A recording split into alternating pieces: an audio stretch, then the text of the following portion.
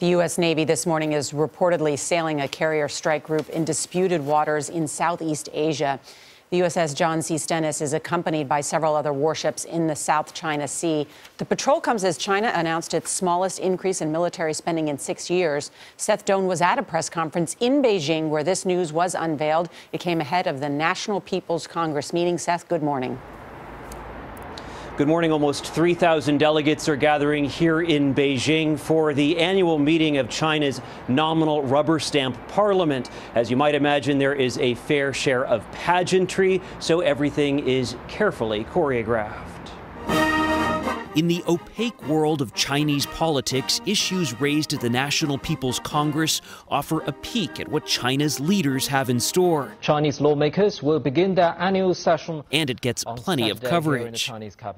This is the long line of journalists waiting to get into the press conference. The Chinese government leaves very little up to chance ahead of this press conference. We were asked to submit question topic areas, then received this email from the government, which said that we should attend the press conference and raise the question about the South China Sea.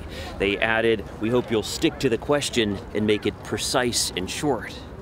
Recent satellite images show military installations on China's man-made islands in disputed waters of the South China Sea, despite assurances from China's President Xi Jinping that it had no intention to militarize. Thank you very much. Thank you. Last summer, we hired a small boat to try to see those artificial islands firsthand. It almost looks like a city in the middle of the sea.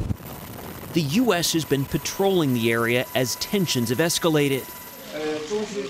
Today, despite hundreds of journalists gathered, we had little doubt they'd call on us. China had pledged not to militarize its islands in the South China Sea. So why has China deployed surface-to-air missile batteries, and why is it constructing military-grade airfields on those islands? Take a look at the planes and vessels coming in and out of the South China Sea. They're mostly America's. Parliament spokeswoman Fu Ying said, "The U.S. deployed its Navy to our region. Isn't that militarization?" So China is just pointing its finger right back at America.